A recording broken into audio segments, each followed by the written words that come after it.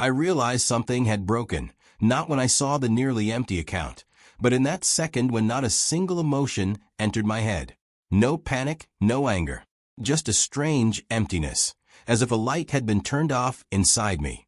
I stood in a house full of people, staring at my phone screen, the numbers no longer matching my memory.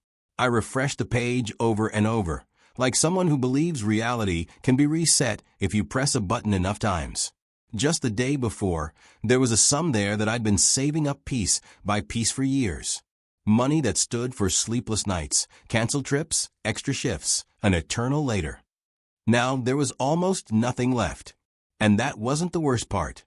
The worst part was that no one around me looked surprised. The house hummed with ordinary family life. Some were laughing, some were finishing snacks, some were scrolling through their phones. The air was heavy with familiarity. I looked at the people I'd grown up with and gradually realized this wasn't a mistake. This wasn't a misunderstanding. This was a decision made without me. My body reacted before my mind. My hands began to tremble. My breathing became shallow, and a pressure developed in my chest, as if something cold were being slowly screwed in. I looked for any sign that something abnormal was happening, but I only encountered irritation, as if I was disrupting the flow of the evening. Then, for the first time, I clearly understood. For them, this wasn't theft. For them, this was redistribution. A redistribution of balance. A use of a resource that was always available. I stood among them and felt myself slowly being erased into a function. Not a son, not a brother, not a person, just a convenient option they'd become so accustomed to that they'd forgotten to ask permission. And at that moment, something inside me closed. Looking back, I realized it hadn't started yesterday. Small debts, small requests that seemed harmless, added up to a huge, heavy weight.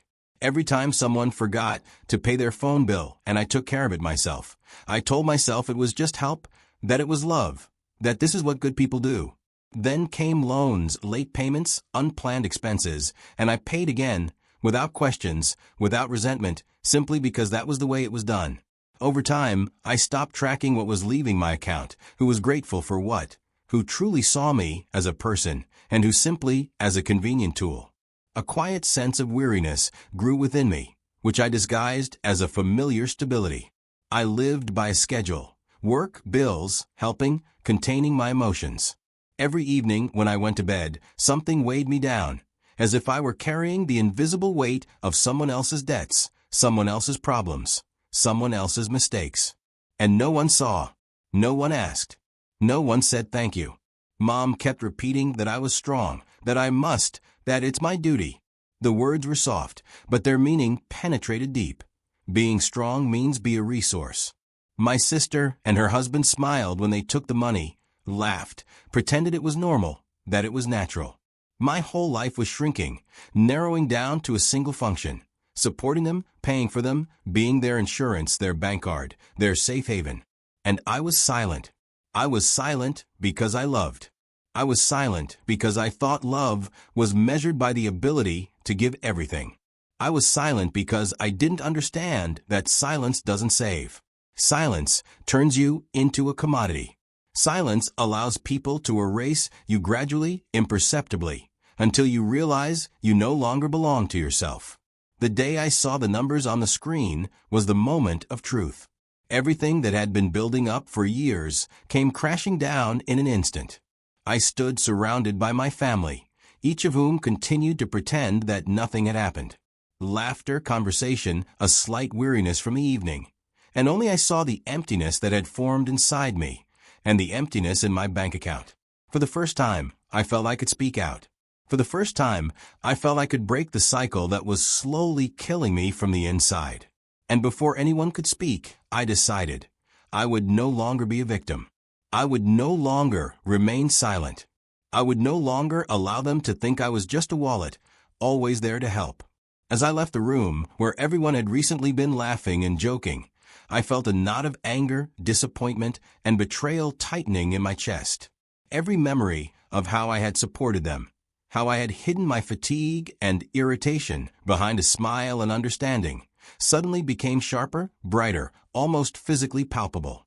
I remembered every time my mother had said, "You're strong, Mason," as if strength were a duty, not a quality.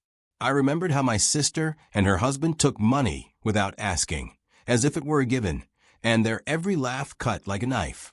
I walked through the house, feeling the space with my hands, as if checking that everything was still real, that this wasn't a dream, that I was truly here, and no longer just a player in a game where the only loser was me.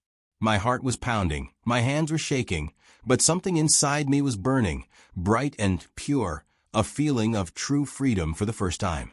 I understood. This wasn't revenge, not anger, not a desire to destroy. It was the realization that I was no longer allowing myself to be used as a resource, that the boundaries I'd been afraid to set for years had now become an insurmountable barrier for everyone who considered me their support. I sat down on the couch in the empty room, opened my laptop, and began reviewing all the bills, all the transfers, all the money that had vanished without a trace. Everything was clear, every small request, every debt, every urgent need, which was actually someone else's debt to my time, energy, and money. With each number, clarity grew within me. I realized that I had allowed myself to be exploited out of a fear of being misunderstood, out of a habit of sacrificing myself for those who didn't appreciate sacrifice. And then a sense of determination came, almost calm, like a cold wind after rain. It wasn't an impulse, it wasn't an emotional decision. It was a strategy built over years of experience, pain, and observation. I understood that now I could act. Without fear, without doubt, without excuses. There was no longer any point in enduring. There was no longer any point in remaining silent. I made a plan. Document everything, record everything, everything that proved I was not guilty, that I had been consistently exploited, and that now was the time to stop being a victim. Not revenge, but restoring justice. Every file, every recording, every electronic trace, everything became a weapon against years of oppression that seemed normal but was injustice. And for the first time, I felt I could breathe deeply, freely, that I was responsible only for myself, that my life was not their account, not their loans, not their weaknesses. The world I had considered closed, filled with obligations, suddenly opened up before me, and I saw that I could navigate it my own way. That evening, I didn't shout, didn't curse, didn't demand explanations. I simply sat down, turned on some soft music, poured myself a coffee, and looked out the window at the night. Inside, there was order, awareness, and a sense of strength. I realized I'd never been powerless.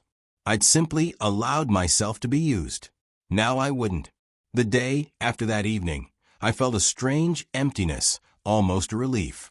The house was no longer filled with the laughter that had once cut me, the constant requests that had seemed normal, the pressure to be stable for everyone around me gone. I made a few calls, sent emails, gathered evidence, and the world around me began to reshape. It wasn't a feeling of revenge. It was a sense of truth, a feeling that no one could now blame my kindness for their debts. A few days later, the first official letters arrived at my parents' address. I saw their tension, their surprise, their attempts to understand what was happening. But for me, there was no turning back. I watched their growing anxiety, their panic over the bills, their attempts to explain and justify themselves. But inside, I was calm. Everything was documented. Every sum, every transfer, every help. It was all there on my screen, ready to prove the truth. When the agents arrived, I watched them from the outside. I saw them methodically checking documents, asking questions, recording data. Inside the house, my parents, sister, and her husband felt for the first time that responsibility wasn't something that could be shifted to someone else. I stood in the shadows, watching without judgment or anger. My anger was no longer needed, replaced by a calm sense of strength. Days passed. First came the alarming calls, then the short letters, the messages that attempted to manipulate. I didn't respond. I didn't argue. I simply observed and let the process unfold. The world stopped demanding sacrifices from me, and this feeling was almost unfamiliar. To breathe freely, to sleep peacefully, to think only of myself and my future. A week later, unexpected support arrived. A letter from a younger relative, who always watched from the sidelines but never intervened, with a short line, "You were right. Thank you for showing me there are boundaries." These words struck a chord. For the first time, someone in my family saw me not as a source of resources, not as a stable person, but as an individual with the right to set my own boundaries. I remembered how for years I'd considered myself bad for putting my own interests first. Now I understood that I'd never been bad. I was patient, caring, responsible, but I should never have allowed myself to be taken advantage of. Every breath these days was freedom, every moment proof that boundaries are important, and violating them has consequences. 3 months had passed since that night when I checked my account and discovered emptiness. But now the emptiness was different, filled with opportunity and peace. I'd rented a new apartment, started a new job, free of debt, obligations, and constant pressure. Thoughts of family would occasionally cross my mind, but they no longer caused me pain. I knew I'd made the right choice to preserve myself. Finally, I understood a simple truth. Family isn't just blood and habits, not just shared stories and traditions.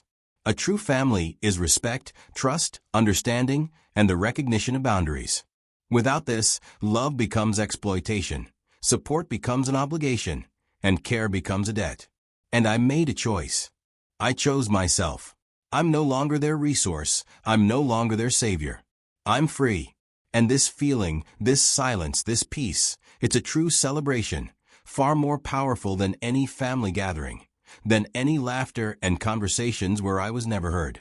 Several months have passed since I left the house, where for years I perceived myself as a constant source of support, where every smile, every request for help was a hidden manipulation. Now I live in a new apartment in a new city, and for the first time in many years, my life belongs only to me. There's no constant monitoring, no expectations, no pleading calls that turn into obligations.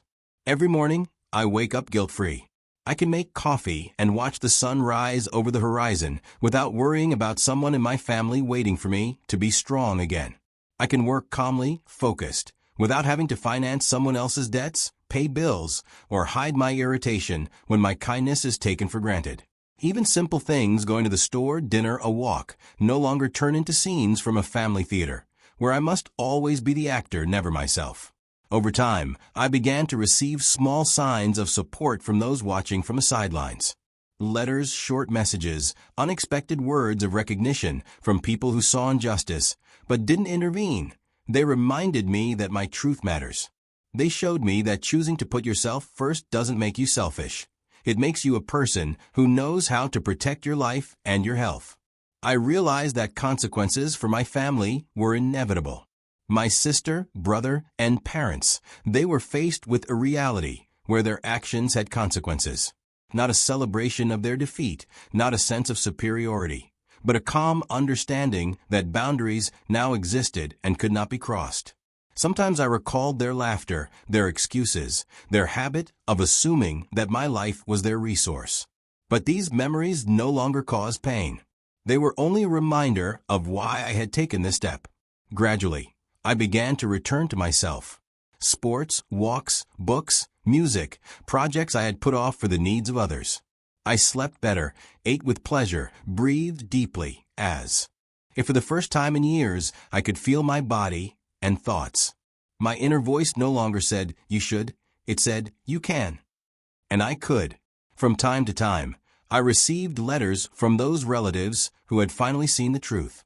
Some were short, barely 5 words. "You were right, thank you." For me, that was more important than any apology. Because for the first time, someone recognized my value as a person, not as a source of money, time, and energy. Sometimes I think about how many people live with this invisible burden, thinking that love is measured by how much you give, how much you endure, how much you sacrifice. I know that's not love. Love is respect, trust, understanding. Love is when your boundaries are respected, when your value is not measured by material resources. I realize that it's never too late to stop, to say enough, and to build your life. That sometimes silence and patience aren't kindness, but self-destruction. And that freedom doesn't come loudly, not with fireworks or a celebration. It comes quietly, in the silence of the morning sun, in the tranquility of a cup of coffee, in the purity of thoughts free from debt and manipulation. I don't celebrate my family's failure. I celebrate myself, for the strength to say no, for the courage to leave, for the wisdom to choose the life that belongs to me. And now, when the night falls and silence envelopes the new Kwa,